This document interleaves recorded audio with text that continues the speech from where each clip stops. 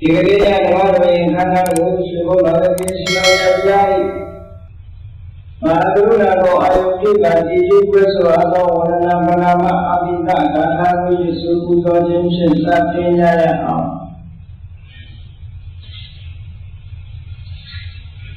ယောကမဂောတိဣတိယကမေယံကာလံကရောနောတိဒုက္ခရာနိ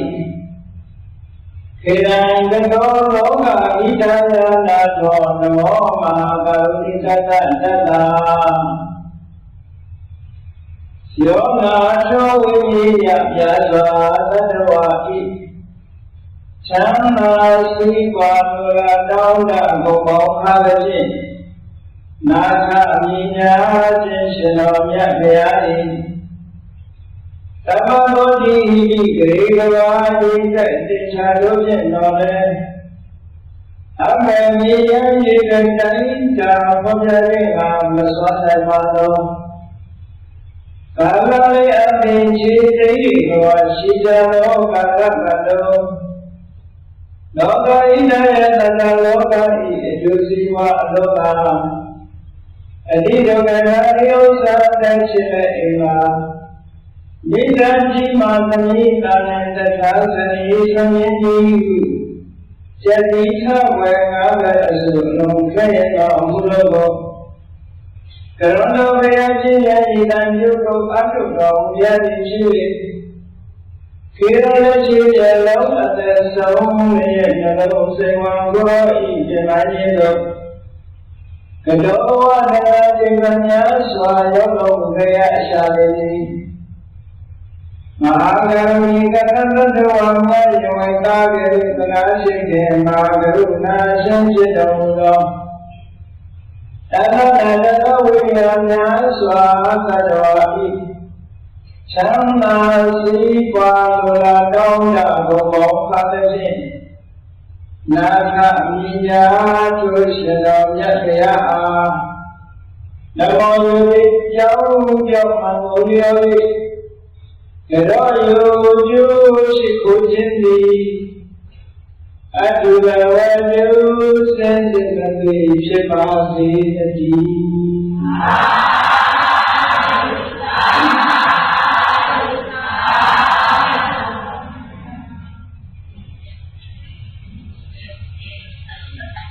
စိတ်အတွေ့အကြုံလို့ဆိုတော့ဒီကောင်းကိုကြည့်လိုက်လို့ရှိရင်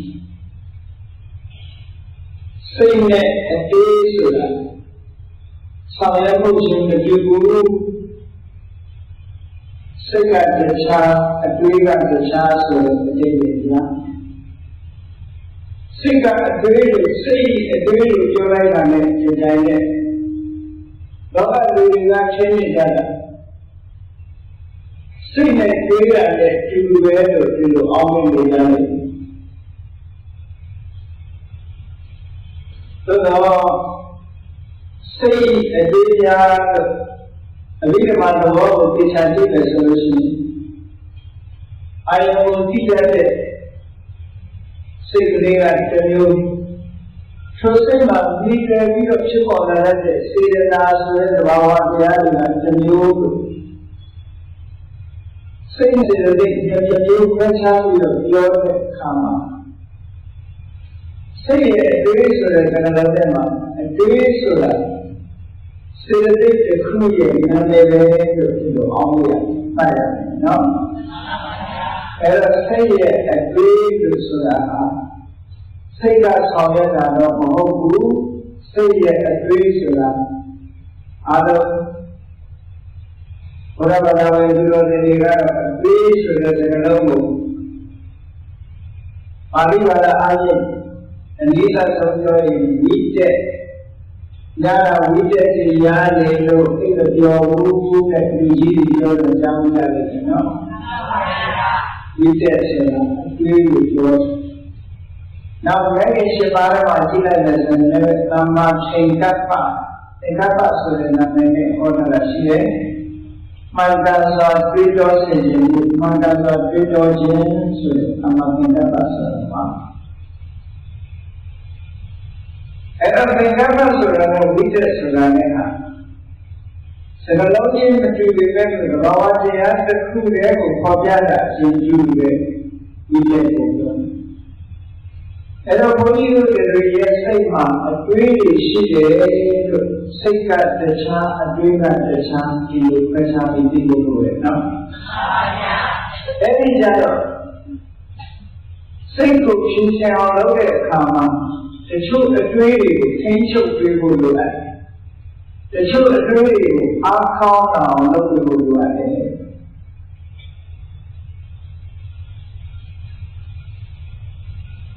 စိတ်တိုင်းမှာတွေးတာမဟုတ်ဘူးဆိုတဲ့စိတ်တွေကိုလည်းပေါ်ပြအတွေးမဲ့စိတ်လို့ပြောလို့ရှိရင်ဒီကယောဂီလက်ခံမှလက်ခံတယ်ဟိုစိတ်ဆိုတာတွေးတတ်တာပေါ့မတွေးတတ်တဲ့စိတ်တွေမရှိဘူးလို့ဒီလိုရှင်းအောင်လုပ်နေတယ်နော်သို့တော့အတွေးမဲ့စိတ်ဆိုတာအဘိဓမ္မာမှာရှိတယ်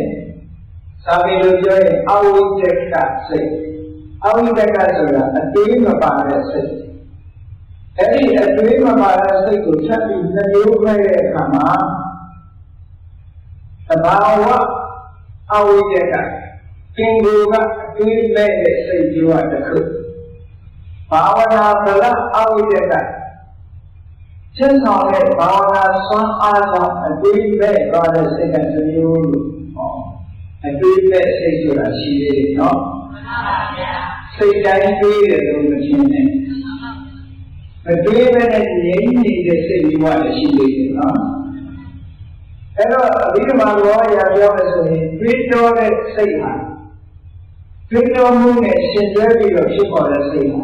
55မျိုးပဲရှိတယ်ဒီလိုတွေကိုတော့မပြောတော့ပါဘူး55မျိုးရှိတယ်အတွေးမဲ့စိတ်က66မျိုးရှိတယ်ဟုတ်ကဲ့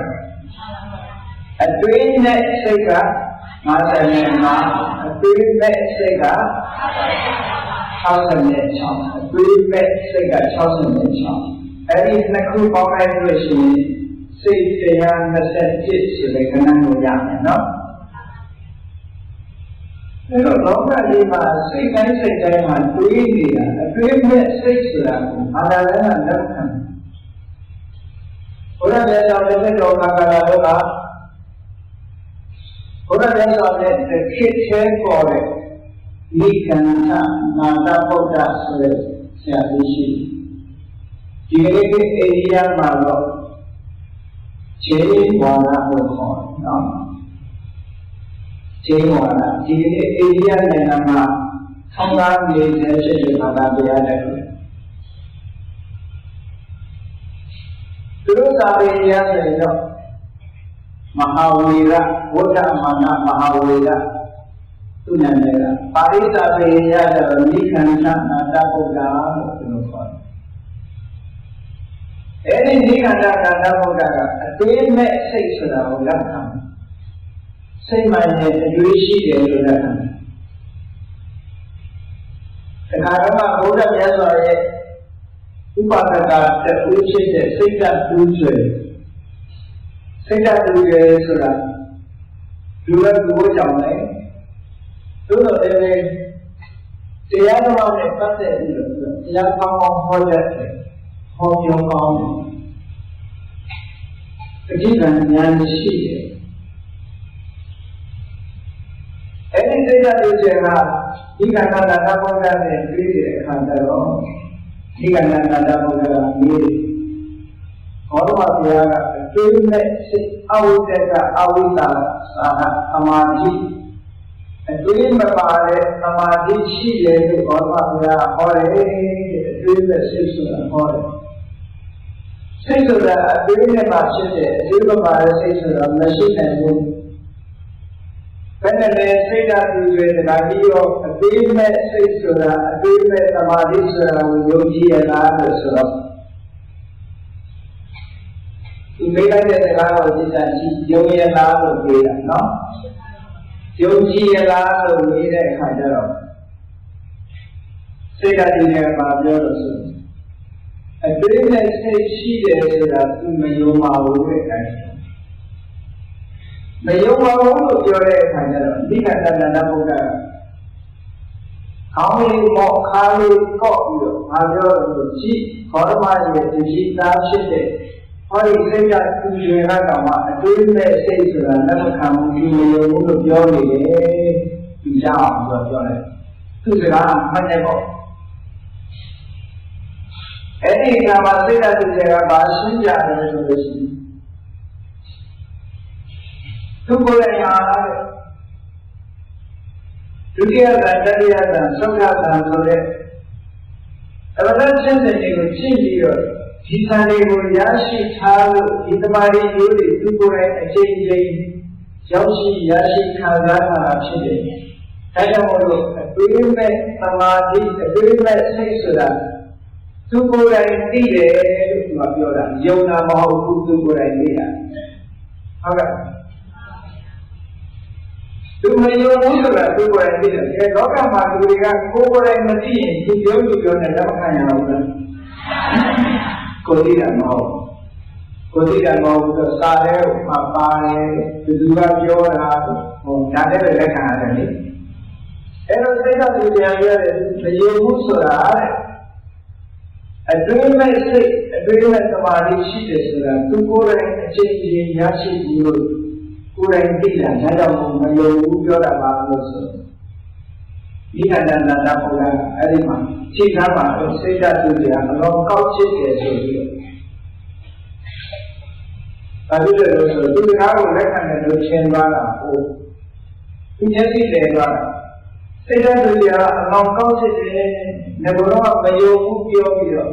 အခုကျတော့သူကိုယ်တိုင်ကြည့်တယ်လို့ပြောပြန်တယ်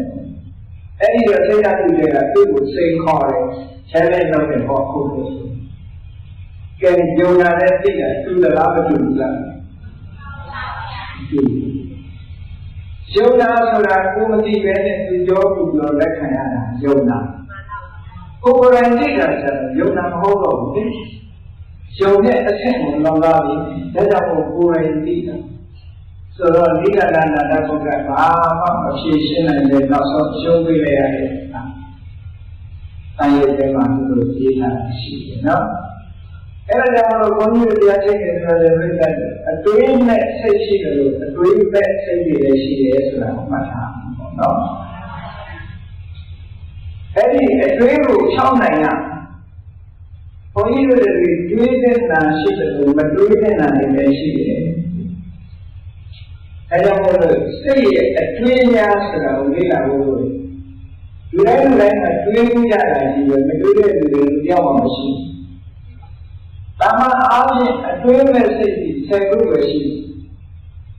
။အဲဒီ10ခုကဘာလို့လဲ။မျက်စိကမြင်လို့သိတဲ့စိတ်၊နားကကြားပြီးတော့သိတဲ့စိတ်၊အဲ့ဒါနဲ့အားနေပြီးနှာခေါင်းကနာပြီးတော့သိတဲ့စိတ်၊လျှာကတရက်ပြီးတော့သိတဲ့စိတ်၊ခန္ဓာကကိုယ်ကကြည့်ပြီးတော့သိတဲ့စိတ်။အဲဒီစိတ်က10မျိုးရှိတယ်။မျက်စိကမြင်ပြီးတော့သိတဲ့စိတ်က2မျိုးရှိတယ်။နားကကြားပြီးသိတာက2မျိုးရှိတယ်။နှာခေါင်းကအနံ့ကြားပြီးသိတာ၊လျှာကအရသာတွေ့ပြီးသိတာ၊ခန္ဓာကိုယ်ကကြည့်ပြီးသိတာ2မျိုးစီ2မျိုးစီဆိုတော့ငါနဲ့ဒီဆိုတော့ပြောပါတော့အဲ့ဒါကအတွေးမဲ့စိတ်တွေးမှလို့တဲ့စိတ်ကျန်တဲ့စိတ်တွေကတော့အတွေးနဲ့စိတ်ကြီးရှိတယ်ကဲတွေးတိုင်းကောင်းမလားမကောင်းတဲ့အတွေးဒီတရားနာပြီးတဲ့အခါကျတော့မကောင်းတဲ့အတွေးတွေကိုဘယ်လိုချောက်ရမလဲဆိုတာမြတ်စွာဘုရားကဝိတက်ကသံဃာနာတော့မှာဟောတာအလုံးစုံသားဆက်အောင်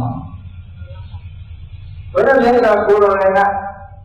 လူတွေရဲ့စိတ်တွေရဲ့လူစိတ်ရဲ့အတွေးများကိုအလေးထားပြီးတော့ဟောကြားခဲ့တယ်ဟောဒီအတွေးဆိုတာကမှန်ကန်စွာတွေးချက်လို့ရှိရင်လက်ရှိပါတဲ့မှာနာမသင်္ကပ္ပမှန်ကန်သောအတွေးဆိုရှိအဲ့ဒီမှန်ကန်သောအတွေးတွေလက်ခံရဖို့အတွက်လမ်းကြောင်းတစ်ခုပဲဟုတ်ကဲ့ပါမှန်ပါဗျာလက်ခံရဖို့လမ်းကြောင်းတစ်ခုအဲ့ဒါနဲ့ဆန့်ကျင်တဲ့မှန်ပါရင်တွေးတဲ့အတွေးချက်ဟောအပိုင်ရဲ့ချတူရတဲ့အတွေးမျိုးဖြစ်နေအဲ့လိုဘုန်းကြီးတို့တွေမှန်ကန်တဲ့အတွေးနဲ့မှားတဲ့အတွေးချင်းတွေကိုခွဲခြားတာ မှန်ကန်တဲ့အတွေ့ကိုမိမိရဲ့စိတ်ထဲမှာထူထောင်ပေးပြီးတော့မှားရတဲ့အတွေ့ကိုဖယ်ရှားဖြစ်ဖို့အဲ့တော့မှားရတဲ့အတွေ့ဆိုတာအားလေမှားရတဲ့အတွေ့ဆိုတာအပြစ်ရှိတဲ့အတွေ့နောက်ဆင်းရဲတဲ့အကျိုးကိုထုတ်လုပ်တတ်တဲ့အတွေ့မှားရနေတဲ့အတွေ့အပြစ်ရှိတဲ့ဆင်းရဲတဲ့အကျိုးကိုပေးတတ်တယ်အဲ့ဒီအတွေ့အကြုံဒီမှားရတဲ့အတွေ့မှန်ကန်တဲ့အတွေ့ဆိုတာအပြစ်ကင်းတဲ့ကောင်းကျိုးချမ်းသာတွေကိုပေးတတ်တယ်သူစိတ်ထဲမှာဖြစ်ထားတဲ့အတွေ့နှမျိုးဟာပေါ်ပြချမ်းသာမှုရှိတယ်အဲ့တော့ဘုန်းကြီးတို့ရဲ့ဖြစ်တဲ့လူတွေပြည့်စုံလို့ဒါတွေကိုသိထားလို့ရှိရင်မှားရတဲ့အတွေ့ပေးမလားမှန်ကန်တဲ့အတွေ့ပေးမလားဟုတ်မှန်ကန်တဲ့အတွေ့ကိုတွေ့ရတယ်လေကဲမှန်ကန်တဲ့အတွေ့ကိုပြောရမယ်ဆိုရင်မှားရတဲ့အတွေ့ကိုအရင်ပြောအောင်အပြည့်လို့လဲဆိုရင်မမှားဖို့တဲ့အမှန်လို့ဖို့တဲ့ကိုအရေးကြီးတယ်လက်တော်ဘုရားကလမ်းညွှန်တဲ့အခါမှာမလိုက်ရမယ့်လမ်းကိုအရင်ညွှန်တယ်လိုက်ရမယ့်လမ်းကိုနောက်မှညွှန်ဒါမှလည်းသိပြီးတော့ဒီစနေဘောဖြစ်တဲ့သဘာဝကျဘာဖြစ်လို့လဲဆိုတော့မလိုက်ရမယ့်လမ်းကိုအရင်ညွှန်ဖို့ပို့ပြီးတော့အရေးကြီးတာမလိုက်ရမယ့်လမ်းကိုလိုက်လို့ရှိရင်ဒုက္ခအကြီးကြီးရောက်လာမှာဟောလိုက်ရမယ့်လမ်းကိုမလိုက်လို့ရှိရင်အစဉ်အပြေရွယ်ရှိဒုက္ခကြီးခဏတော့မရောက်နိုင်ဘူးအဲကြောင့်မင်္ဂလာတော့ပါရှိတယ်အတေဝနာသဘာဝနာမတိတမေသတေဝနာမပေါင်းရဘူးဆိုတာကိုအရင်ပြောတယ်ပြီးတော့မှပေါင်းရမယ်ဆိုတာကိုပြောတယ်မပေါင်းလို့ရတာကိုအရေးကြီးဆိုတော့အစာအာဟာရတစ်ခုပါအစာတစ်ခုကအစိတ်ရှိနေတယ်အစာတစ်ခုကအစိတ်မရှိဘူးသို့တော့ခန္ဓာကိုယ်ကိုအကျိုးမပြုဘူးအဲ့ဒီနှစ်ခုမသိလို့စားမဲ့ပုဂ္ဂိုလ်ဘယ်မှာကိုအရင်တားဖို့လိုအပ်တယ်စိတ်ရှိတဲ့အစာကိုမစားလို့ဆိုတာဒါကိုရေးကြည့်တယ်ခေါင်းကအစိတ်မရှိတဲ့အစာကအကျိုးမပြုရုံပဲမပြုမှာဒုက္ခရောက်မသွားနိုင်ဘူးအစိတ်နဲ့စိတ်ရှိတဲ့အစာကိုစားပြီးချက်ချင်းဒုက္ခရောက်သွားနိုင်တော့ကြောင့်မလုပ်ရမယ့်ဟာကိုအရင်ပြောရတယ်ဒါအရေးကြီးလုပ်ရမယ့်ဟာကိုနောက်မှပြောဒီတဲ့ကြောင့်လို့မြတ်စွာဘုရားဟောတဲ့ဒီနတ်တန်တဲ့မတွေးရမယ့်အတွေးတွေကပါရီပါလေဆိုတာစဉ်းစားကြည့်ရအောင်သံဃုပ္ပအန္တိတလောဘနဲ့တွေးတဲ့အတွေးလောဘနဲ့တွေးတဲ့အတွေးမှန်တရားကောင်းတဲ့အတွေးမဖြစ်ပါဘူးသူရတော့ဆင်ကောင်းဆင်တယ်လူဆိုတာလောဘတော့ရှိတာပေါ့လောဘနဲ့တွေးလို့ရှိရင်ကောင်းကျိုးချမ်းသာတွေရနေတယ်ဆိုပြီးလို့စိတ်ဆင်ကောင်းဆင်တယ်သို့တော့လောဘနဲ့တွေးတဲ့အတွေးကြီးကောင်းကျိုးချမ်းသာပေးတာတဲ့အဆိုးကြီးပုံများတယ်အဲ့ဒီလောဘနဲ့တွေးတဲ့အတွေးကိုစာပေလိုပြောရင်ကာမဝိကျက်လို့ခေါ်တယ်ကာမဝိကျက်ဆိုတာကာမဆိုတာလိုချင်စရာအာယုန်တွေကာမထိုလိုချင်စရာအာယုန်တွေကိုလိုချင်တဲ့လောဘဆိုတာနဲ့ရှင်သက်လာတဲ့အတွေးကြီးမတွေးရတဲ့အတွေးလောကလူတွေကတော့ဒါအတွေးတွေကအတွေးဖြစ်ဟုတ်တယ်ကာမအာယုန်နဲ့ပတ်သက်တဲ့အတွေးဆိုတာဒီလောကမှာလည်းရိုးနေတဲ့အတွေးတွေဘယ်လိုမှလဲဆိုရင်ယစီကသာရာကြည့်ခြင်းနဲ့နာကအာရတဲ့အတံလေးကိုနားထောင်ခြင်းနဲ့နှာခေါင်းကပွေ့ချိုင်တာလေးကိုလမ်းရှုခြင်းနဲ့တရားကအရသာရှိတာလေးကိုစားခြင်းနဲ့ခန္ဓာကိုယ်ကအထီးအတွေ့အာရတဲ့အရာလေးကိုထိတွေ့ခြင်းနဲ့လို့ဟောဒီအတွေ့အလေးတွေတွေးနေတာကိုကာမဝိတ္တကာမအာယုန်နဲ့ပတ်သက်တဲ့အတွေ့အလေးတွေဒီအတွေ့ကအဖြစ်ရှိတယ်လို့ပြောတယ်။ဘာလို့လို့အဖြစ်ရှိတယ်လို့ပြောတော့ ခေါ်ဒီအတွေ့နေတဲ့ပုဂ္ဂိုလ်ကြီးအနည်းဆုံးအသိဉာဏ်မဖြစ်ပါဘူးဒါအနည်းဆုံးအဖြစ်အုံနောက်မှာတရားပြောမယ်ဆိုရင်အုံနောက်မှာ block ဖြစ်သွားအသိဉာဏ်မလာနိုင်ဘူးအဲ့ဒီအတွေ့လို့ရှိရင်မှန်ကန်တဲ့အသိဉာဏ်လည်းမရနိုင်ဘူးဒါကြောင့်ကာမိသန္တာဆိုတာဒီဝရဏကိုခေါ်လောဘနဲ့ရှင်တွဲလာတဲ့အတွက်ကြောင့်ဒီအတွက်ဟာလည်းလောဘနဲ့ရှင်တွဲနေတဲ့အတွေ့ဖြစ်ပြီးအတွက်ကြောင့်ကာမလောဘဆိုတဲ့သဘာဝတရားဟာဒီဝရဏတောင်းတဲ့တရားတွေကိုမဖြစ်ပေါ်နိုင်အောင်ဆုတ်ပိတ်ပြီးထားရတယ်။ဒါမှမဟုတ်ပညာရဒုက္ခလိကရဏောအသိပညာတွေအားနည်းသွားစေတဲ့ဉာဏ်ပညာတွေကိုအပြုတ်သွားစေတဲ့ဒီတွေလို့ရှိတယ်။ဒါအနည်းဆုံးအဖြစ်ဟုတ်ကဲ့အသိပညာရဖို့ရတာအတ္တမအရေးကြီးတယ်။အသိပညာမရနိုင်အောင်ဟောဒီလောဘကအာပြုတ်သွားစေတာမဟုတ်ဘူးဒီဝေဒနာအဲ့ဒီလောဘနဲ့တွေးလာတဲ့ရှင်းလာတဲ့အတွေးမှလည်းပဲအသိဉာဏ်ကိုအားလို့နေတာပဲဒါကြောင့်မို့လို့ကာမဝိတ္တလို့ဆိုတဲ့လောဘနဲ့ရှင်တွဲလာတဲ့အတွေးကြီးမတွေးရမယ့်အတွေးပါဒီအတွေးကိုမထိန်းချုပ်နိုင်ဘူးဆိုရင်မဖြစ်နိုင်တော့မထိန်းချုပ်နိုင်လို့ရှိရင်ထိုလောဘကြီးကြီးထွားလာပြီးတဲ့အခါကျ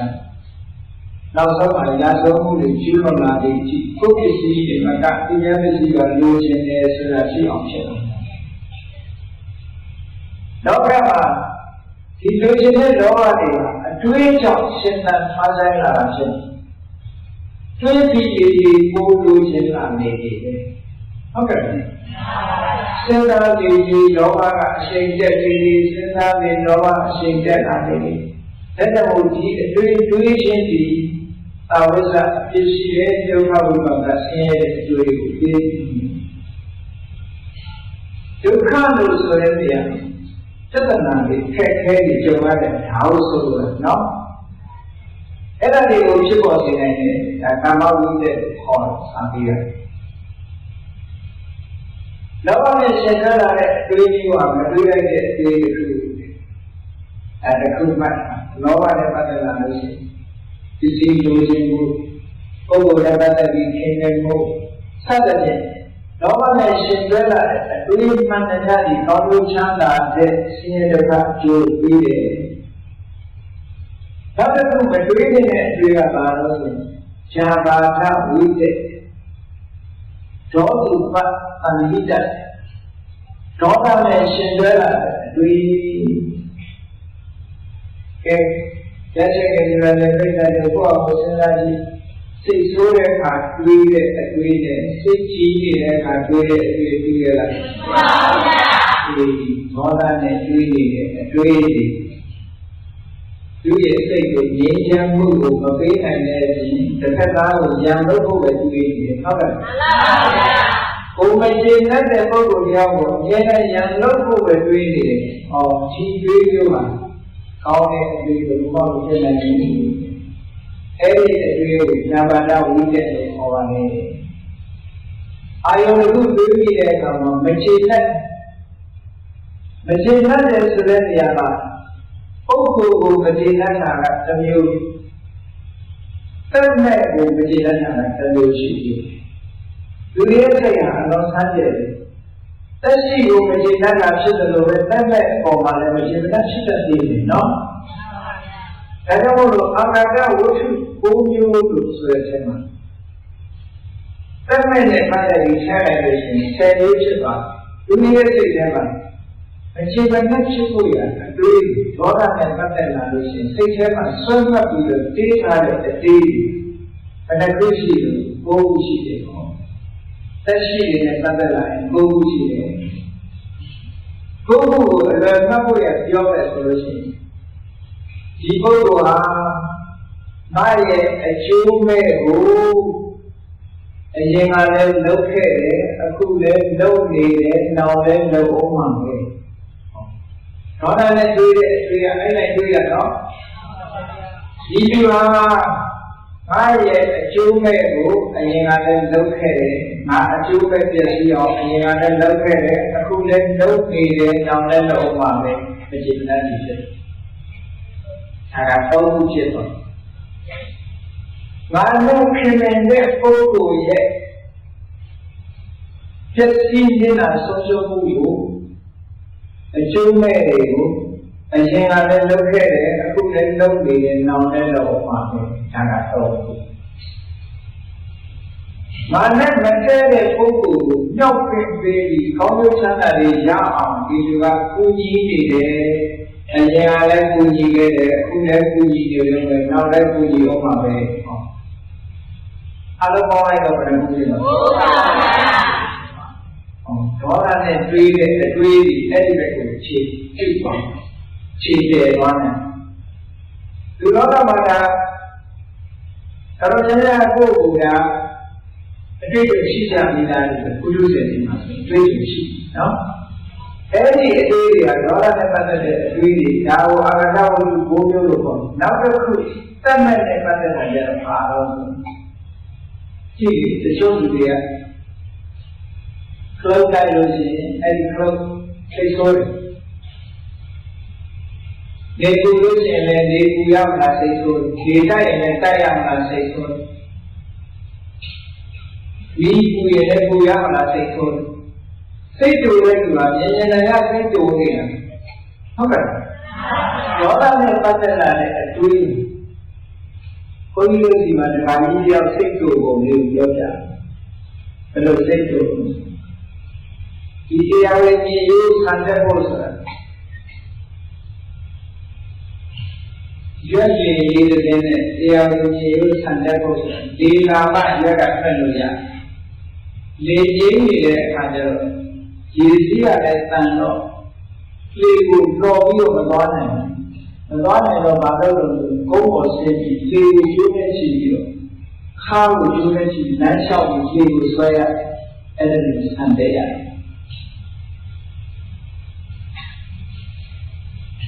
အဲ့ဒီပင်လေကမနဲ့တရားရည်ကြီးကောက်ကောက်ကိုကိုဆန်တဲ့လာလိုက်တာလေကြီးကအချင်းချင်းနဲ့ရွာသားကြောင့်မှတိုက်တာညှော်လိုက်တဲ့လေတလားလုံးပင်လေကမကျိုးနဲ့ဆွဲပြီးတော့တက်လာခဲ့ရတာလေကြီးရွာသားရောက်တဲ့အခါကျတော့လေလာတော့ကဲဒီခုမှတိုက်ရကောင်းလားလို့ဆိုပြီးတော့လက်ထူပြီးတော့ရွာကျော်ပြီးရွက်ထွင်သွားတယ်အဲ့ဒါရွာကျော်ရွက်ထွင်ဆိုအဲ့ဒါကျော်နော်သူစိတ်ကိုဟောကြည့်ရွာရောက်နေပြီလေမနေနိုင်ဘူးလေကိုစိတ်ဆိုးလို့လည်းအဲ့ဒါရွက်ထွင်ပြီးတော့ရှေ့ကျော်တက်သွားဒါလည်းမကောင်းဘူးဒကာကြီးတယောက်ကသူကမနက်ဆင်တယ်မနက်ဆင်တဲ့အခါမှာတပေါင်းတစ်ခုဆိုဒီကမြူးတတ်တာအေးမနက်ဆိုတာရင်တော့ဆက်ကူလေးကတ်နေတော့ရတာဆိုတော့လေတိုက်တယ်ဆိုရင်ဆက်ကူကလည်းလောလောဆယ်လွတ်လာတာဟုတ်မနက်ဆင်းနေတဲ့အချိန်မှာတော်လို့ကြဖိထားလို့ဒီကတိုင်းလွတ်သွားတယ်ဖိထားလို့ဒီကကျွတ်လွတ်သွားတယ်ကျတော့စိတ်တူလို့အနာသာရှိတဲ့ဓမ္မနဲ့ထားပြီးဒီကိုခောက်တယ်စိတ်တူကအဲ့ဒါကိုအထာနာဟောပါလို့ခေါ်တယ်ကျောင်းမဟုတ်တဲ့အရာမဟုတ်တဲ့နေရာစိတ်တူတာ။အော်ဇာဘာရဝိတ္တဆိုတာအဲ့ဒါမျိုးကိုဖြစ်စေတယ်နော်။ဇာဘာရဝိတ္တအဲ့ဒီအတွေ့အကြုံကလည်းမတွေးတဲ့ဟာပဲ။နောက်တစ်ခုကဝိမိတာဝိတ္တဝိညာဝိတ္တဆိုတာဒီဘာလို့မြင်စေဖို့နှပ်ချက်ဖို့အကျိုးမဖြစ်အောင်လုပ်ဖို့ဒီလိုမှကြောင့်ဒုက္ခရောက်အောင်လုပ်ဖို့ဆိုတဲ့အတွေ့အကြုံဘုရားစကားနဲ့ပြောတယ်ဆိုတော့အချောင်းနဲ့မှလို့တွေးတယ်နော်အေးသူများဒုက္ခရောက်အောင်တွေးတဲ့အတွေ့အကြုံတွေကိုဝိညာဝိတ္တလို့ခေါ်တယ်အဲ့ဒီအတွေ့အကြုံကလည်းမတွေးတဲ့အတွေ့တွေပဲကဲစိတ်ရဲ့အတွေ့တွေဒီလိုအတွေ့အကြုံတွေရှိဘူးလားရှိပါဗျာဒါမတွေးတဲ့အတွေ့တဲ့အဖြစ်ရှိတဲ့အတွေ့တဲ့ဆင်းရဲဒုက္ခကိုတွေးတတ်တဲ့အတွေ့ဒီအတွေ့တွေးလို့ရှိရင်တွေးသူကိုယ်တိုင်လည်းဒုက္ခရောက်တယ်သူနဲ့ပတ်သက်လာတဲ့ပုဂ္ဂိုလ်လည်းဒုက္ခရောက်တယ် ကောင်းကျိုးချမ်းသာရဖို့ကြောင်းရှိအဲကြောင့်မို့ဒီအတွေ့တွေကိုမိစ္ဆာဝိတ္တလို့ခေါ်တာပေါ့ဒါပေမဲ့အဲဒီအတွေ့တွေကိုဖယ်ရှားဖို့ရတဲ့တွေးတဲ့အတွေ့နဲ့အစားထိုးပြရဘယ်ရပဲဖြစ်ဖြစ်အစားထိုးเสียရှိရအစားထိုးရမောင်းနေမှာတဲ့အစားထိုးရှိရပါဘူးအစားထိုးမောင်းပြောခြင်းအရင်နဲ့အစားထိုးအဲ့ဒါလိုပဲမှားရတဲ့အတွေ့တွေကိုမှန်ကန်တဲ့အတွေ့နဲ့အစားထိုးပြရတယ်ကာမဝိတ္တရဲ့စัจ jin ဘက်ကအားလုံးနိခမ္မဝိတ္တနိခမ္မဝိတ္တဆိုတာကာမဂုဏ်အာယုန်ကြီးလက်ရှိကမြင်ပြီးတော့လာတာဖတာတွေကိုချီးဖို့ဆိုတဲ့အတွေ့အကြုံနာကတာရတဲ့အတန်ကိုနားထောင်ဖို့ဆိုတဲ့အတွေ့အကြုံနှာခေါင်းကမှုချိုင်တာကိုမှလမ်းရှိဆိုတဲ့အတွေ့အကြုံလျှာလို့ပဲအရသာခံစားလို့တဲ့အတွေ့အကြုံခန္ဓာကိုယ်ကချီးပိတ်လို့တဲ့အတွေ့အကြုံအဲ့ဒီအတွေ့အကြုံတွေဖယ်ရှားပြီးတရားနာသွားမယ်ဆိုတဲ့အတွေ့ဒါနကောင်းမှုပြုလုပ်မယ်ဆိုတဲ့အတွေ့ဒီကဆောက်မယ်ဆိုတဲ့အတွေ့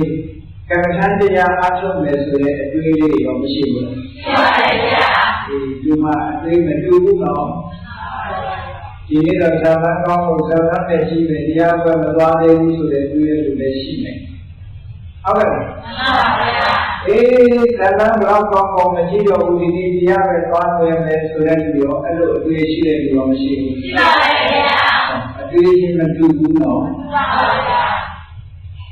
အဲ့တော့တရားဝင်လာပြီးတရားနာတဲ့သူကအသိဉာဏ်ကြီးချက်ချင်းရသွားနိုင်တယ်ပေါ့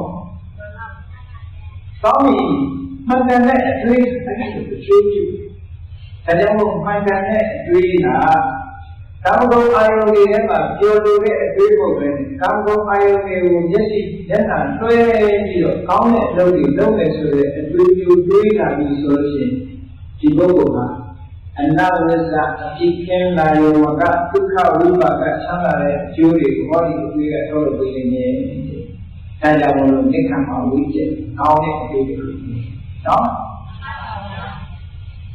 သူကဘာနဲ့ရှင်တွဲလာတော့ဆိုအလောဘဆိုတဲ့ဘာဝတရားနဲ့ရှင်တွဲ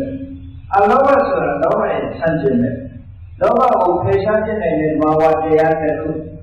အဲ့ဒီဘာဝတရားတစ်ခုမိမိစိတ်ထဲဝင်လာတဲ့ဆိုရင်ဘာဖြစ်စဉ်းစားလို့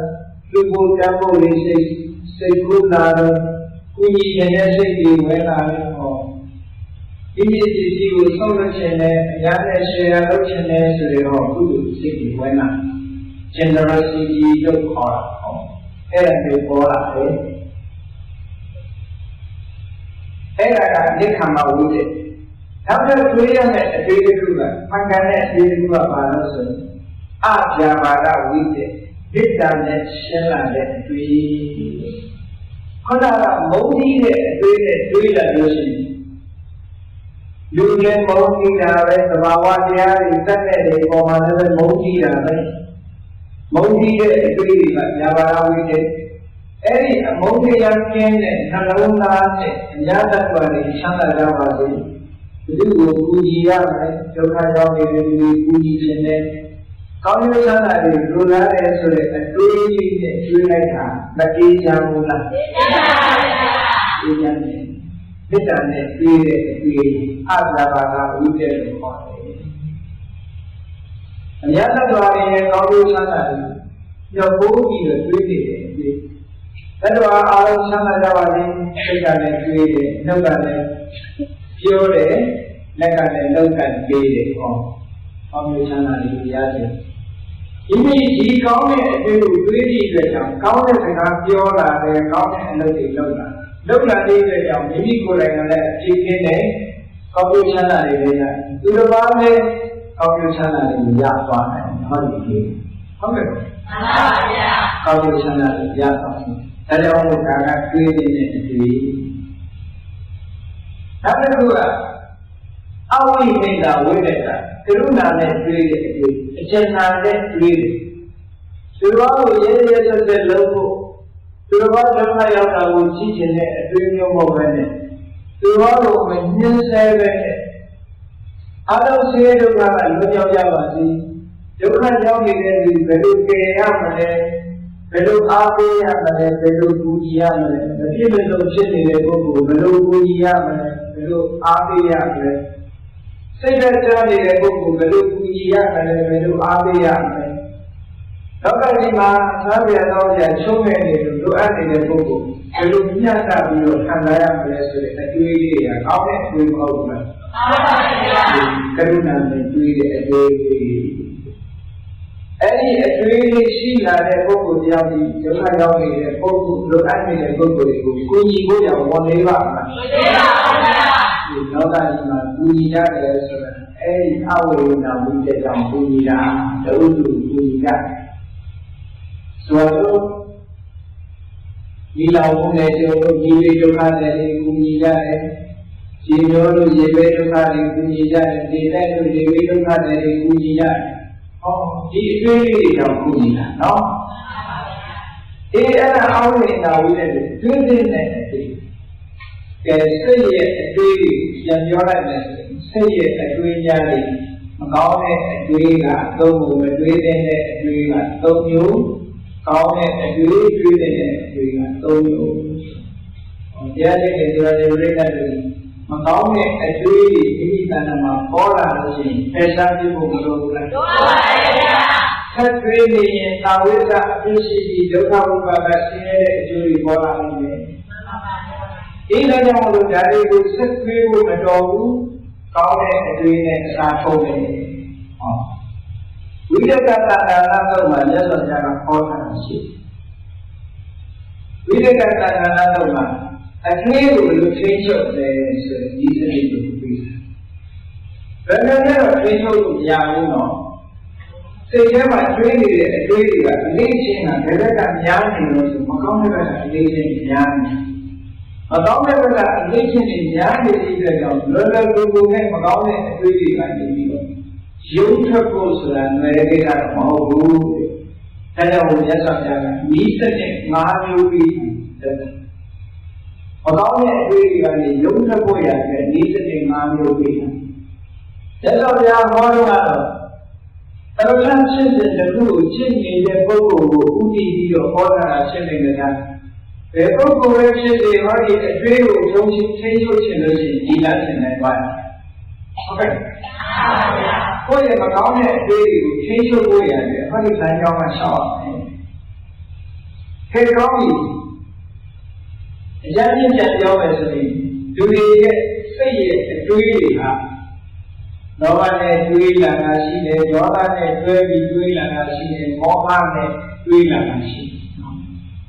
။ဒါပေမဲ့လောဘနဲ့တွေးတာသင်ရှားပါတယ်ဒေါသနဲ့တွေးတာလည်းသင်ရှားတယ်။မောဟနဲ့တွေးတာလည်းဘယ်လိုတွေးရလဲဆိုမောဟနဲ့တွေးပြီးဆိုရင်မလို့တဲ့နာကိုလို့တဲ့နာရှင်းလာတယ်လို့တဲ့နာကိုမလို့တဲ့ဘူးလို့ရှင်းလာတယ်အဲ့ဒါမောဟနဲ့တွေးပြီးပြီ။လောဘအနေနဲ့ရှိပြီလေရှိပါရဲ့ဗျာမလုံးတဲ့နာကိုလုံးတဲ့နယ်လို့ရှင်းတယ်လုံးတဲ့နာကျတော့လုံးတဲ့ကိုရှင်းတာအဲ့ဒီလိုလောဘဒေါသမောဟဆိုတဲ့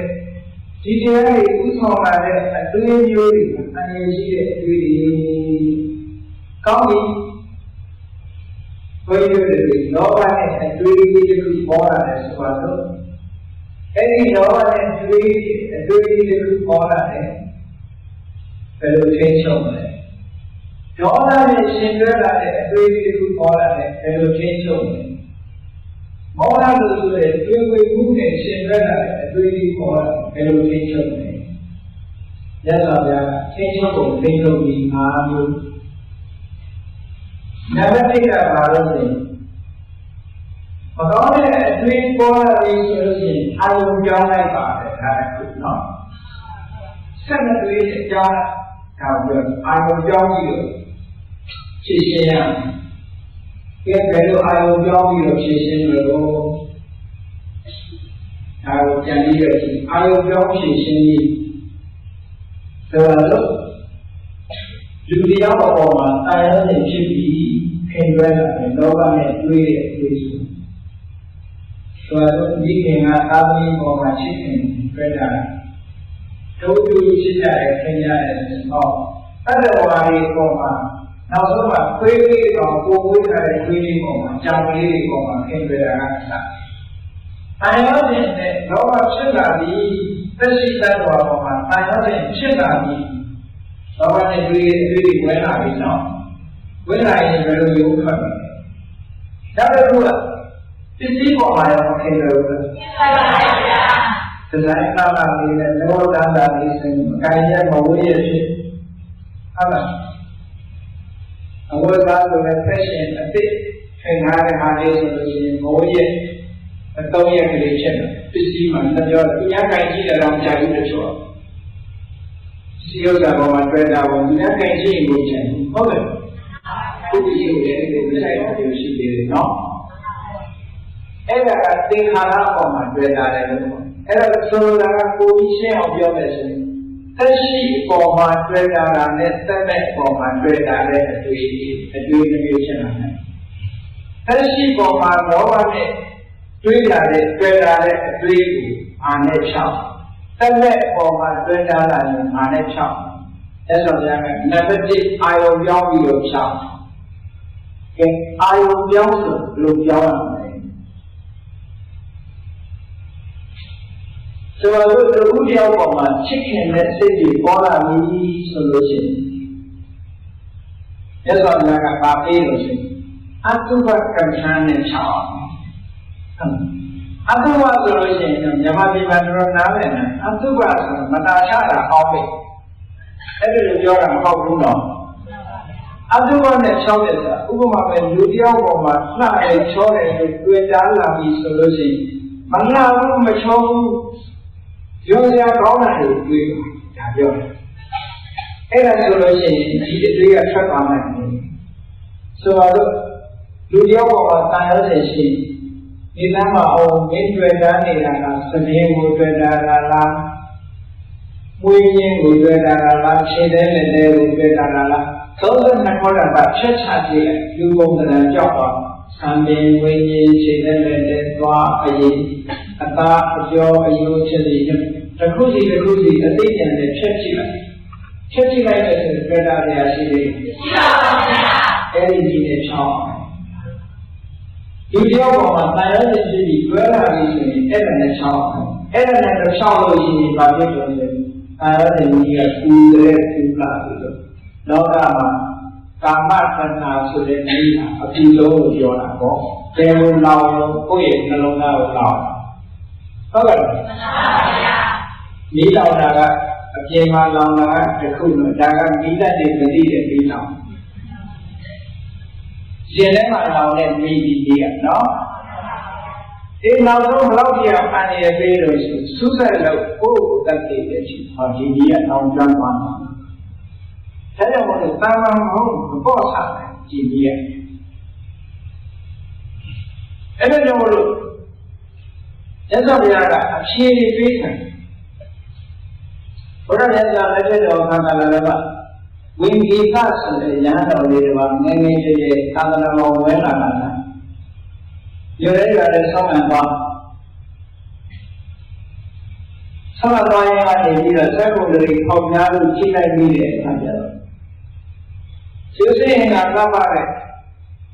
အာယုန်လေးကိုမြင်တာစိတ်ထဲမှာတွေ့တာတဲ့စိတ်ကြီးပေါ်တယ်ခုနက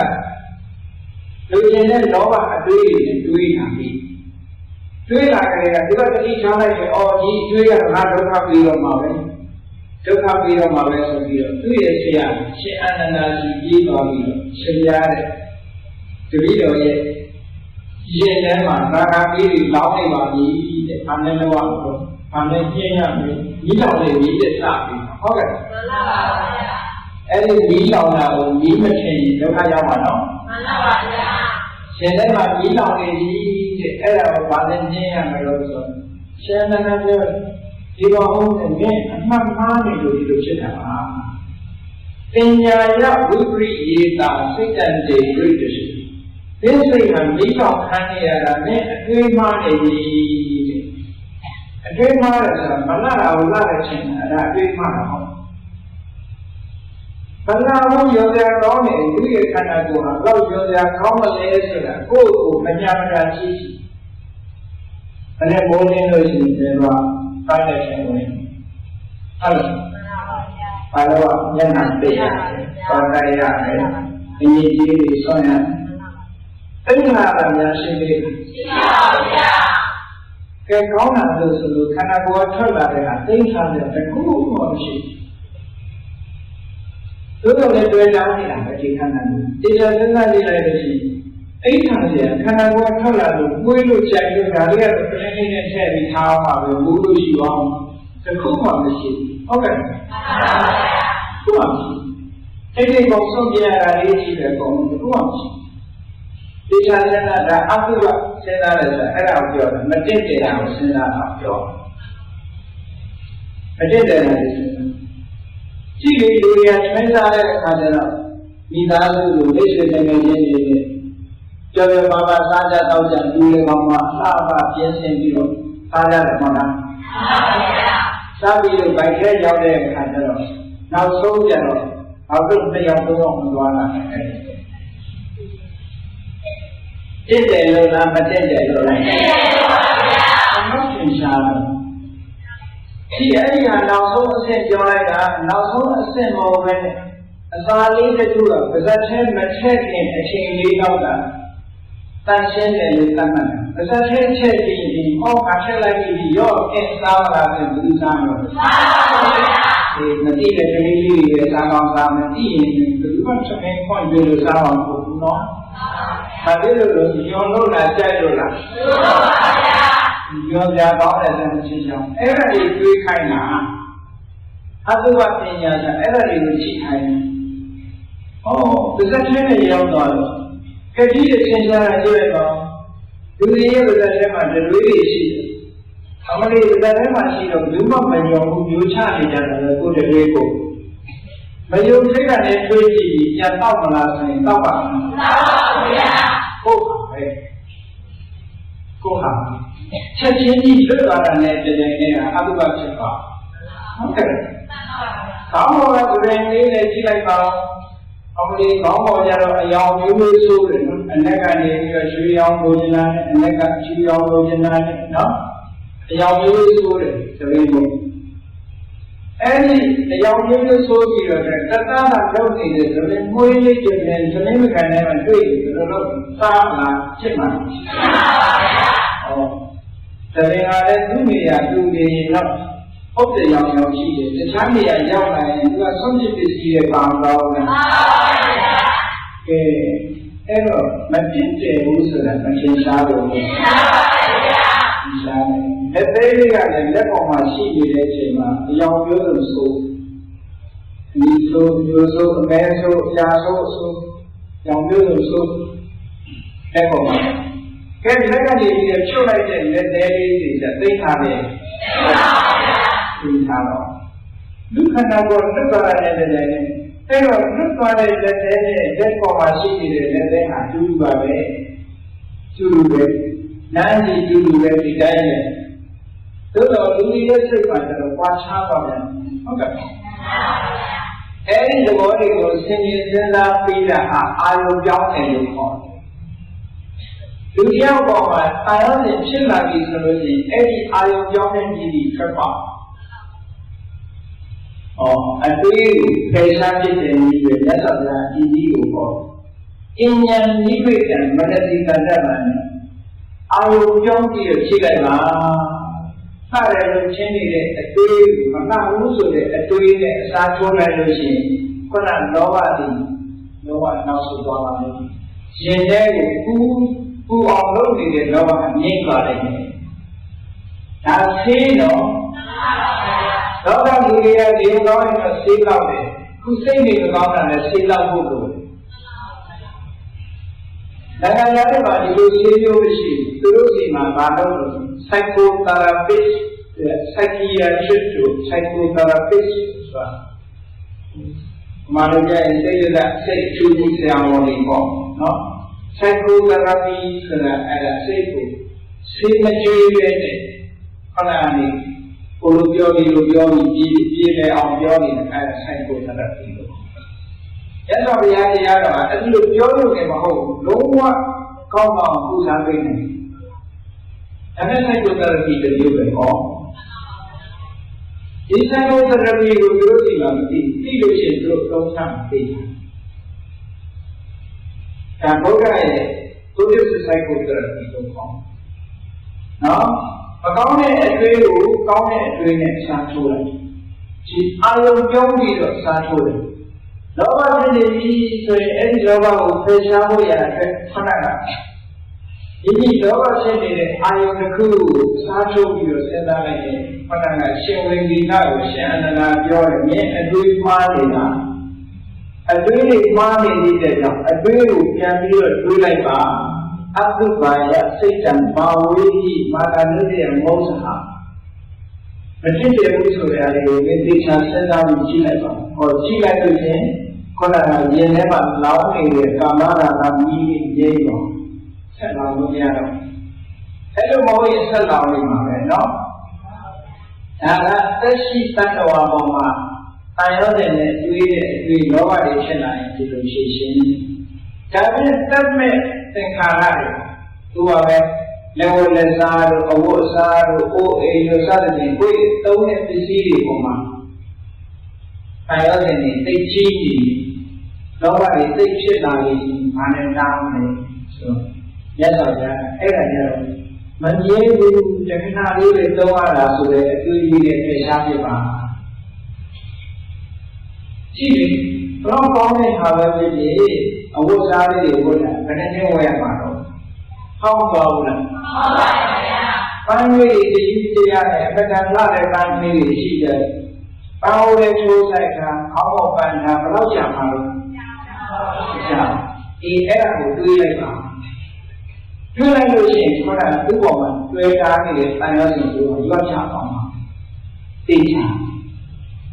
သူများအတိုင်းပခန္ဓာတို့ဘာလို့ဒီစိတ်တွေမရှိတော့ဒါမကြခင်ပြတ်သွားမှာပဲဆိုတာကိုသိပြီဟုတ်ကဲ့ဒါဝက္ကာရိကအခိုက်အတန့်လေးပဲရှိတယ်အနိစ္စမမြဲဘူးဆိုတဲ့သဘောလေးကိုသိကြည့်ပါတဲ့ဒါလေးကဒီပန်းလေးကသာဝရလှနေမှာမဟုတ်ဘူးမကြခင်လေးတွေလွမ်းသွားမယ်မလွမ်းခင်ကအသုံးချပါပဲဆိုတဲ့အကျိုးပဲရှိဟုတ်ကဲ့အဲ့တော့မကန်ရဲ့တို့မကြည့်ရဲ့တို့မစားရဲ့တို့မဝတ်ရဲ့တို့ရှိအောင်မလားရှိပါဘူးဗျာရှိတော့ဘူးသင်္ခါရပေါ်မှာဖြစ်လို့ရှိရင်အဲ့ဒီဟာနဲ့ဖယ်ရှားပြပါဒါကလောဘနဲ့တွေးတဲ့အတွေးကိုဖယ်ရှားနေဒါကပဲဒေါသနဲ့ဘုံကြီးတဲ့အတွေးတွေတွေးရတယ်သူကဒေါသနဲ့တွေးတဲ့အခါမှာလည်းမုန်းတာကသက်ရှိပေါ်မှာမုန်းတာဖြစ်တယ်လို့သက်မဲ့ပေါ်မှာလည်းမုန်းတတ်တယ်ကဲဒါပေမဲ့သက်ရှိပေါ်မှာမုန်းတဲ့စိတ်ပေါ်လာလို့ရှိရင်ဒါနဲ့တွေးနေဘာနဲ့ဖြည့်ရှင်းမလဲဆိုရင်လက်ဆောင်များမိတ္တဖွာလိုက်တာသူကြိုးလိုလာတဲ့စိတ်ကိုထားနိုင်အောင်ကြိုးစားပါဟုတ်ကဲ့ဒီခံခြင်းခွင့်လွှတ်ခြင်းမေတ္တာထားခြင်းဖြစ်ကိုယ့်ရဲ့ရင်ထဲနှလုံးထဲမှာပူလောင်နေတဲ့ဇာပါကမြည်ကိုငြိမ်းပါလို့ပြောအဲ့ဒါနဲ့ငြိမ်းခိုင်းဒါနဲ့ဒါကသက်ရှိမှမေတ္တာထားနိုင်အောင်ကြိုးစားမေတ္တာထားဖို့ဆိုတာလည်းလွယ်တာတော့မဟုတ်ဘူးနော်ကြည့်အမုန်းစိတ်ကဖြောက်ဖို့တော့ခက်အမုန်းစိတ်ဆိုတာဖြောက်ဖို့တော့ခက်ဖြောက်ဖို့တော့ခက်တဲ့အတွက်ကြောင့်အမုန်းစိတ်ချင်းဆန်လာပြီဆိုလို့ရှိရင်မြတ်စွာဘုရားသုတ်တန်တဲ့ခုမှဒီပေးထားတာမေတ္တာပွားတဲ့မေတ္တာပွားလို့မရရင်မလုပ်အောင်လို့တဏှာလိုက်ပေါ့တဏှာလို့လည်းမရဘူးတဏှာလို့မရဘူးဆိုရင်မလုပ်ဘူးကံကံကြီးအကျိုးတွေးလိုက်တဲ့သူလည်းသူကံနဲ့သူလာတာငါလည်းကံနဲ့မုန်းနေရောပါဖြစ်မှာဟုတ်သူကံတော့ရင်ကြိုးချီးပွားပါပဲသူကံနဲ့သူငါလည်းကံနဲ့ငါလို့ကံကိုတွေးလိုက်အဲ့ဒါလို့မရရင်ဘာလို့အောင်လို့မေ့လိုက်ပေါ့နောက်ဆုံးကမေ့လိုက်တယ်ဟုတ်ကဲ့ဘယ်နည်းနဲ့ဖြစ်ကြောက်ဖို့ရအဓိကမှာမှန်ပါဗျာဒီရင်ထဲနှလုံးထဲမှာပူလောင်နေတတ်တဲ့ဒေါသရဲ့အတွေးတွေကိုလည်းအဲ့ဒီနည်းနဲ့ဖြေရှင်းဒါပေမဲ့တတ်မဲ့ဥစ္စာတွေပေါ်မှာမုန်းနေမှုဆိုတာလူရဲ့စိတ်ထဲမှာခါပြန်ပေါ်လာတဲ့စိတ်အဲ့ဒီလိုပေါ်လာလို့ရှိရင်ဒီမှာပဲစိတ်ကြီးကဒီနားထဲမှာရှုပ်နေတဲ့အဲ့ဒီစိတ်ကြီးကိုမုန်းဒီလိုဒီခဏခဏကြည့်ကြလို့တကယ်စိတ်ခဏခဏနဲ့မုန်းနေတဲ့စိတ်ကြီးအဲ့ဒီလိုဆိုလို့ရှိရင်ဘာစဉ်းစားရမှာလို့ရှိရင်မြတ်စွာဘုရားဓာတုပဏတိကာရဇာဘောတွေကိုတွေးကြည့်လိုက်ပါမင်းမုန်းတာကပထဝီဓာတ်ကိုမုန်းတာလားအဘောဓာတ်ကိုမုန်းတာလားခြေသောဓာတ်ကိုမုန်းတာလားစသဖြင့် ဒီကိုယ့်ရဲ့အမုန်းရဲ့တရားကိုတည်တည်ချာချာရှာလိုက်တဲ့အခါကျတော့အမုန်းတရားတွေတရားမရှိဘဲနဲ့ကြောင်းနေသွားနိုင်ပါလေလက်တွေ့ဆန်းကြည့်တော့ဒါနော်အမုန်းတွေနဲ့အတွေးဝင်လာလို့ရှိရင်အဲ့ဒီနည်းတွေနဲ့တက်တဲ့အိမ်မှာဖြည့်ရှင်းပါဒါချင်းမောဟနဲ့ပတ်သက်တဲ့အတွေးတွေကြတော့အတ္တကဆရာကြီးက၄၅ဆိုတွေးထားနံပါတ်1ကဆရာကောင်းသမားကောင်းဟန်စီကပ်ပြီးတော့ဘုရားစီမှုကတရားနာပါဆရာကောင်းသမားကောင်းစီကပ်ရမောဟကြီးနေတဲ့လူလုံးတဲ့မလုံးတဲ့မလုံးတဲ့နာမလုံးတဲ့ချင်းနေတယ်လုံးတဲ့နာမလုံးတဲ့ဘူးလို့ချင်းနေတဲ့လူမှုရှိတဲ့ပုဂ္ဂိုလ်ကြီးဆိုတဲ့သူမတူဝေရဆရာကောင်းသမားကောင်းချင်းတယ်နံပါတ်1ဆရာကောင်းသမားကောင်းနဲ့ချင်းကပ်ပြီးတော့အဲ့ဒီဆရာကောင်းသမားကောင်းကပညာသင်တဲ့နံပါတ်1နံပါတ်3ကကိုသင်ထားတဲ့ပညာတွေကိုရှင်းရှင်းဆုံးဖြတ်ဖို့ရအတွက်ရှင်းလင်းအောင်ဒီလိုရှင်းပြဖို့မေးတယ်မေးခွန်းထုတ်တယ်။ဒါကတော့ပညာတိုးတက်ခြင်းကြောင့်ဟုတ်ကဲ့။မောဟကိုဖြောက်ဖို့ရတာပညာတိုးတက်တာကမောဟပြောက်မှာ။အဲ့ဒါကြောင့်မို့လို့မောဟကိုပယ်ရှားပြခြင်းလို့ရှိရင်အသိပညာတွေတိုးတက်တဲ့ခြင်းကိုလောရမယ်။အဲ့ဒီနည်းတွေနဲ့ဖြည့်ရှင်းဆုံးဖြတ်ပြီးတော့ပြရတယ်လို့ဆိုလို့ကဲကောင်းပြီဒါကအာယုံပြောင်းပြီးတော့ထွက်ပေါက်ရှာတဲ့ဒီအတွေးမှားနေတာအာယုံပြောင်းပြီးတော့ထွက်ပေါက်ရှာတဲ့ဒီနည်းပေးတယ်နောက်တစ်နည်းကဘာလို့ဆိုလောဘနဲ့တွေးနေမယ်ဒေါသနဲ့တွေးနေမယ်မောဟနဲ့တွေးနေမယ်ဆိုလို့ရှိရင်နောက်တစ်နည်းကဘာလို့အောင်မလို့ဆိုအဲ့ဒီကိုတွေးနေတဲ့အရာရဲ့အဖြစ်ရှင်ဒီမှာတို့ကိုတွေးနေတဲ့စိတ်အဖြစ်ကိုရှင်းတယ်ဥပမာပဲလူချင်းတဲ့ကာမနဲ့ပတ်သက်တဲ့အတွေးတွေတွေးနေတယ်ဘုံကြီးတဲ့အတွေးတွေတွေးနေတယ်လူတစ်သားကိုရန်ရှာဖို့အတွေးတွေတွေးနေတယ်ဆိုလို့ရှိရင်ဒီတွေးအပင်ရင်းချနိုင်တဲ့အတွေးတွေပါလားအာဒုက္ခရောက်တဲ့အတွေးတွေပါလားဘုရားသားနဲ့အကျိုးပျက်စီးပါနိုင်တယ်ငါမှလည်းဒုက္ခရောက်မယ်ဆိုတဲ့အတွေးတွေပါလားအမြဲတမ်း60ကောင်းတဲ့အတွေးတွေဒီတွေးတွေကဆက်တွေးနေငါဒုက္ခရောက်နေရင်ဟောဒီလိုဆင်ခြင်ကြည့်လိုက်ပါအဲ့ဒီလိုဆင်ခြင်လိုက်လို့ရှိရင်ခန္ဓာအတွေးဟာထပ်ပေါက်ရပါလိမ့်မယ်မကောင်းတဲ့အတွေး6နိုင်ပါလိမ့်မကောင်းတဲ့အတွေးတွေ6နိုင်ပါလိမ့်ဒါလည်းပြည့်စုံတော့ကြည့်ရဟုတ်ကဲ့ဒါကဒုတိယနည်းပထမနည်းကအာယုံပြောင်းတာဒုတိယနည်းကအဖြစ်ကိုတွေးတာထပ်ပြီးတော့ကိုတွေးတဲ့အတွေးရဲ့အဖြစ်ကိုရှင်းနေတာနော်ရှင်းနေတော့လည်းနောက်တတိယနည်းကိုရက်ဆောင်ရပြီတတိယနည်းကဘာလို့အောင်မလို့ဆိုလို့လေ့ကြည့်ရစိတ်ထဲမှာမထားနဲ့ဆက်မတွေးနဲ့လို့ဆိုကိုတွေးတဲ့အတွေးတွေကဖြောက်လို့မရဘူးဆိုဆက်မတွေးဆက်မတွေးနဲ့စိတ်ထဲမှာကိုပေါ်မလာအောင်ဟာအဲ့ဒါကတတိယနည်းဒါပေမဲ့စတုတ္တနည်းကဘာလို့ဆိုလို့ရှိရင်ဒီအတွေးတွေကစတယ်ဆိုရင်အတွေးရဲ့အခြေအရင်းကရှာတာဥပမာပဲလောဘနဲ့တွေးနေတဲ့အတွေးတွေဒေါသနဲ့တွေးတဲ့အတွေးတွေမောဟနဲ့တွေးတဲ့အတွေးတွေရံလိုရတဲ့အတွေးတွေဘယ်ကနေတာတော့လို့ဆိုတဲ့အတွေးရဲ့အခြေအရင်းကိုပြီးအောင်ပါရှာရင်နဲ့ထွက်ပေါက်ပြပါလိမ့်မယ်အတွေးကပြောင်းပြီးသားဖြစ်သွားအကြောင်းရှာတာနဲ့လည်းသူ့အတွေးကထွက်ပေါက်ရပါမယ်ဟုတ်ကဲ့နောက်တစ်နည်းကျတော့မြတ်စွာဘုရားအားပေးထားတယ်မနှောတဲ့အတွေးတွေကတာမန်နဲ့ဖြောက်လို့မရဘူးအာယုံပြောင်းတဲ့စနစ်နဲ့လည်းမအောင်မြင်ဘူးအဖြစ်ကိုဆင်ခြင်တွေးပြောတဲ့နည်းနဲ့လည်းမအောင်မြင်ဘူးဝိသုလည်းမရဘူးအရေးကြီးရှာလို့လည်းမရဘူးဆိုလို့ဘာလို့မလို့စိတ်ကိုစိတ်နဲ့ဖိနှိပ်ပြီးတော့မရရအောင်ကြိုးစားပါတယ်နောက်ဆုံးအကတာဟုတ်ကဲ့လက်လျှောက်မပေးနဲ့တဲ့နောက်ဆုံးကြရင်တော့အဲ့ဒါမရရအောင်မြတ်စွာဘုရားကဘယ်လောက်ပြောဟောတာလဲဉာဏ်တိပိဉာဏ်မာတာယဇီဝါယသာလုံးအဟိတဝါအနောချိတ်ပြီးတော့လုပ်ရမယ်ဟုတ်လားမကောင်းတဲ့အတွေ့အကြုံနေအဲ့ဒီအတွေ့ကိုအန်ချိတ်ပြီးတော့ဖြေရှင်းရမယ်ဘောကလူတွေကအန်နောချိတ်လာတယ်မာနဲ့ချိတ်တော့မခံနိုင်တဲ့စိတ်တွေချိတ်ဟုတ်လားလူတရားကိုမခံနိုင်ဘူးဆိုရင်အဲ့ဒီမခံနိုင်တဲ့စိတ်နဲ့အန်ချိတ်တယ်နော်ဇီဝါယသာလုံးအဟိတဝါ ahisa baronen shane agao talkasa tekao bilo Tiago nga chiku machisia also bilo go tati we bilo say go say that fi bilo magane ade pesha jeba Tara wujeka antana to manyasa jara or no Ever say that really magane ade go how we listen in radio ပြန်ပြီးတော့ပြောရအောင်နံပါတ်1ကအာယုံပြောင်းပြီးတော့ခြေရှင်းတဲ့နည်းစနံပါတ်2ကအပြစ်ရှာပြီးတော့အပြစ်ကိုဆင်ញင်ပြီးဆင်ញင်သုံးသပ်ပြီးခြေရှင်းတဲ့နည်းနံပါတ်3ကလေ့ကျင့်တဲ့နည်းနံပါတ်4ကအရင်မြစ်ရှာဝေပြီးတော့ခြေလျှောက်ခြေပြောင်းတဲ့နည်းနံပါတ်5ကစိတ်နဲ့ဖြည့်ညစ်ပြီးတော့မရရအောင်ကြိုးစားတဲ့နည်းအဲဒီ5မျိုးဟုတ်ကဲ့အဲဒီ5မျိုးနဲ့လုပ်လို့ရှိရင်စိတ်ရဲ့အတွေးတွေမကောင်းတဲ့အတွေးတွေကလုံးဝခင်းသွားပြီးတော့ဘာဖြစ်လာလဲဆိုရင်အတွေးပေါ်မှာပိုင်နိုင်မှုဆိုတဲ့ပါဝါတစ်ခုရအောင်လေအဲဒီပါဝါကဘာလို့ကိုတွေးတဲ့အတွေးကိုတွေးလို့ရကိုမတွေးတဲ့အတွေးမတွေးတော့ဟောလောက်အောင်အခုကမတွေးတဲ့အတွေးတွေတွေးနေရတယ်မဟုတ်လားမှန်ပါဗျာဒီတွေးမကောင်းမှသိပြီးတွေးနေတယ်ဟိုမှာတရေကြောက်တဲ့ဒီကညတရေကြီးလာတဲ့တွေးနေတာ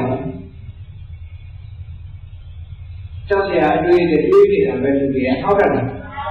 ။ဘာဖြစ်မှညာဖြစ်မှတွေးပြီးတော့တွေးနေတဲ့အတွေးကိုတွေးရကိုပြန်ချောင်းကိုမတွေးချင်တာလည်းတွေးရတယ်။ဆိုရကြောင်းသွားကြီးတော့စောင်းပေါင်းဖို့ဆိုပြီးရွှေ့ပြန်လို့မတွေးချင်တဲ့အတွေးတွေးပြီးအဲဒီတော့အခုလို့ဒီနည်းစနစ်တွေနဲ့ရှင်းသုံးပြီးတော့အတွေးကိုပယ်ချောက်နိုင်မယ်ဆိုလို့ရှိရင်တဲ့အဲဒီပုဂ္ဂိုလ်ကအတွေးပေါ်မှာစိုက်တတိရသွားပြီးတော့ကိုတွေးခြင်းနဲ့အတွေးကိုတွေးမယ်ကိုမတွေးခြင်းနဲ့အတွေးကိုမတွေးဘဲနေလို့ရပါလိမ့်မယ်လေ့ကျင့်ပြီးတော့ရှင်းကြည့်ဟုတ်ကဲ့အဲ့ဒါကနံပါတ်1အကျိုးအဲ့ဒီလိုရသွားပြီဆိုရင်ဘာဖြစ်လာလို့ဆိုလို့ရှိရင်တဏှာကိုတွေ့တာမှုတွေအားလုံးကိုဖယ်ရှားနိုင်နိုင်တယ်။တာယောဇဉ်တွေလည်းကျင်းသွားလိမ့်မယ်။နောက်ဆုံးမှာအချင်းချင်းဆိုတဲ့မာမနာတွေအားလုံးကျသွားလို့ရှိရင်ဒုက္ခဥဒ္ဒမြလောလောတော့။အဲရသော်ပြဟောတယ်နောက်ဆုံးကဒုက္ခအားလုံးလွတ်ပါလိမ့်မယ်။ဒုက္ခတွေဘယ်ကရနေရဆိုတော့ဒီအတွေ့တွေကရမယ်။ဒီစင်တဲ့ညာဒီလူတွေတွေးနေကြတာမဟုတ်လား။မှန်ပါဗျာ။အဲ့ဒီအတွေ့တွေကြောင့်ဒုက္ခရောက်နေတာအဲ့ဒီအတွေးတွေကိုမကောင်းတဲ့အတွေးတွေကိုဖယ်ရှားပြလိုက်နိုင်တာနဲ့ဒီကြိုင်တဲ့တဏှာကိုလည်းဖယ်ရှားနိုင်တယ်၊တာယောဇဉ်တွေကိုလည်းကျင်းအောင်လုပ်နိုင်တော့မယ်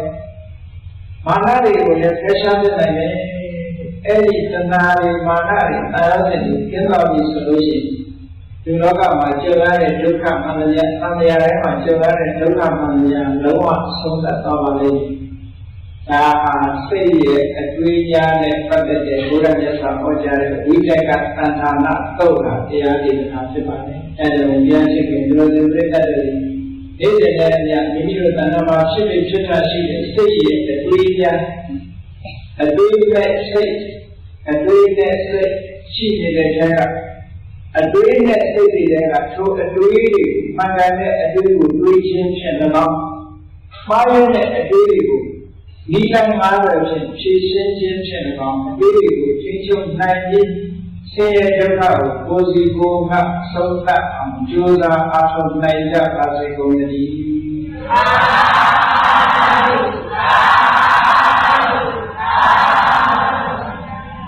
ဤသမဲ့စိတ်ရဲ့အတွေ့အကြုံတရားဝဲပြီးပါပြီ